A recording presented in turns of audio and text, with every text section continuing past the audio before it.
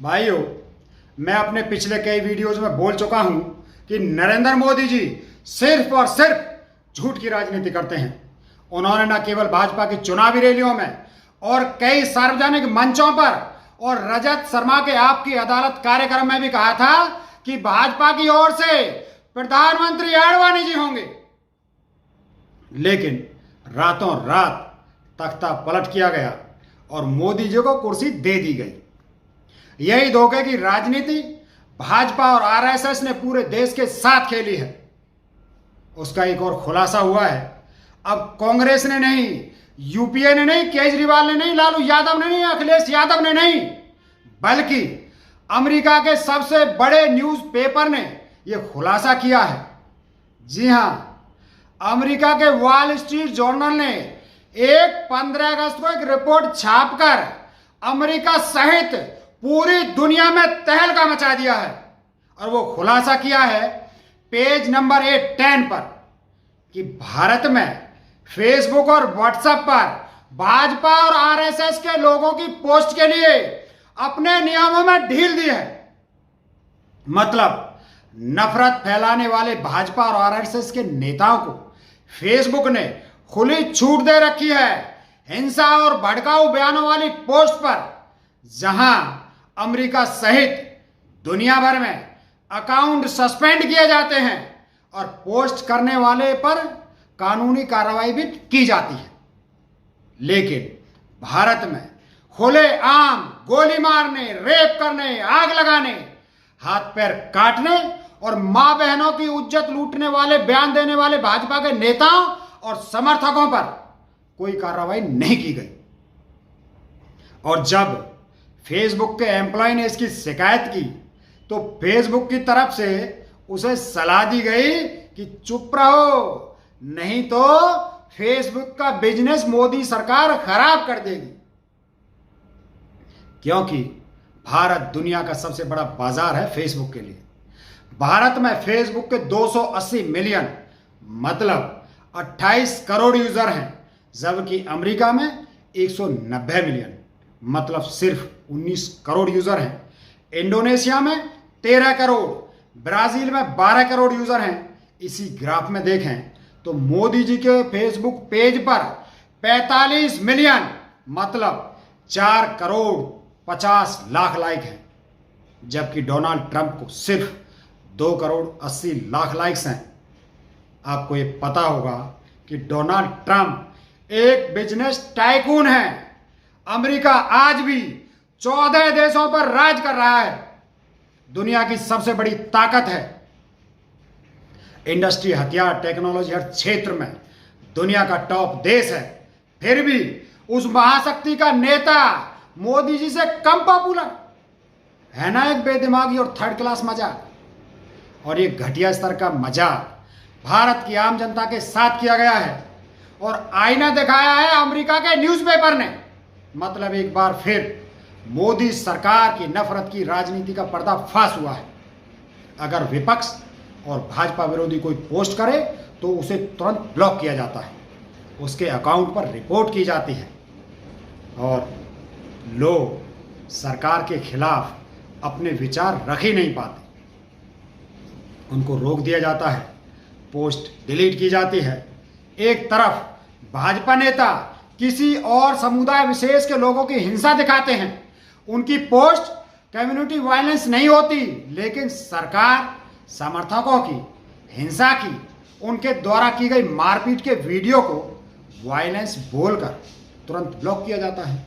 ये सब एक सोची समझी साजिश है। और फिर एक बार मोदी सरकार का झूठा और निहायती गंदा चेहरा बेनकाब हुआ है। भाइयों, भाजपा की नींव में हमेशा से नफरत और हिंसा रही है, इसीलिए हमारे बुजुर्गों ने कभी भी जनसंघ और आरएसएस को स्वीकार नहीं किया। क्या कारण है? जिस युग में परमाणु ताकत हासिल की गई, जिस युग में स्पेस में सैटेलाइट भेजे गए, खुद के हवाई जहाज और हेलीकॉप्टर बनाए गए, जिस युग में हमने 5 में से 4 लड़ाइयां जीती, क्या उस युग के लोग इतने बेवकूफ थे कि उन्हें हिंदू खतरे में नहीं दिखा? क्या उनको अपने बहन बेटियां खतरे में नहीं दिखी? उनको मंदिर खतरे में नहीं दिखे? मैं पूछना चाहता हूं भाजपा समर्थकों से, क्या आप सब अपने आप को अपने बुजुर्गों से ज्यादा समझदार समझते हो? अपने माता पिता से ज्यादा अनुभवी समझते हो? यदि ये वहम आपके दिमाग में है तो आपके मुंह पर एक तमाचा पड़ा है आज। जब भाजपा के एक साइकोलॉजिकल गेम में आप मात खा गए और भाजपा आरएसएस की चाल के मोहरे बन गए आप लोग। वो सब जो आज भाजपा को समर्थन दे रहे हैं, आप सब आज सिर्फ एक प्यादे साबित हुए हैं।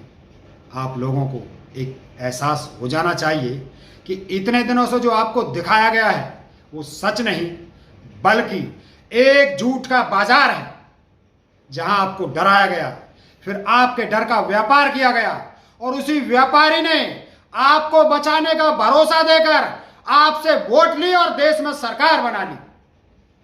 मतलब यह हुआ कि जो डर था ही नहीं उससे आपको डराया गया, जो खतरा था ही नहीं वो आपको दिखाया गया, और जब आप डर गए तो आपको बचाने के लिए एक झूठा मसीहा दिखाया गया, फिर आपको उसकी भक्ति सिखाई गई और आप धीरे धीरे उनके जाल में फंस गए। सबसे शर्मिंदगी की बात यह है कि आप इतने पढ़े लिखे बनते थे, आपकी सारी समझदारी को एक गंवार ने लात मार दी और आप सब उस शकुनी की चाल में फंस गए। आपकी समझदारी का सारा साम्राज्य दुनिया के सामने निर्वस्त्र हो गया। याद कीजिए 2000 से अब तक का समय, आपको साफ नजर आएगा कि इतिहास में अटल जी के पहले कभी जनसंघ और भाजपा को सरकार बनाने का जनादेश नहीं मिला और इनकी कोशिश हर बार फेल होती रही। इसीलिए भाजपा की साख पर सवाल उठने लगा था कि लोग उनकी नफरत की राजनीति पर भरोसा क्यों नहीं कर रहे। फिर भाजपा ने वही नफरत का बाजार बड़े स्तर पर खड़ा किया और अपनी इज्जत बचाने के लिए देश की जनता को ठग लिया, जालसाजी की देश की आम आदमी के साथ। देश की आम जनता को बताया गया था कि देश का हिंदू खतरे में है, जबकि हिंदू खतरे में था ही नहीं, भाजपा खतरे में थी। आम लोगों को बताया गया कि हिंदुओं की बहन बेटियों की इज्जत खतरे में है, जबकि भाजपा के नेताओं की इज्जत खतरे में थी। बताया गया कि हिंदुओं के मंदिर खतरे में है, जबकि भाजपा का तंबू खतरे में था। जनता को बताया गया कि हिंदुओं का भविष्य खतरे में है, जबकि भाजपा के नेताओं का भविष्य खतरे में था। इसीलिए हिंदुओं की भावनाओं को जानबूझकर भड़काया गया, धर्म के नाम पर सिर्फ नफरत फैलाई गई, झूठी जानकारी दी गई, इतिहास को तोड़ मरोड़ कर दिखाया गया और इस साजिश में हिंदुओं को फंसाया गया। अब हमें और आपको समझना है कि ये साजिश कब तक हम देखते रहेंगे। क्या मोदी जी और भाजपा की तानाशाही के साथ आम जनता के दिमाग से खेलने की छूट भी दी जाएगी?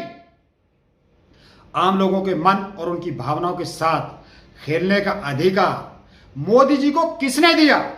भाजपा और आरएसएस को यह अधिकार किसने दिया कि देश की जनता को सिर्फ झूठ और भड़काऊ चीजें दिखाएं?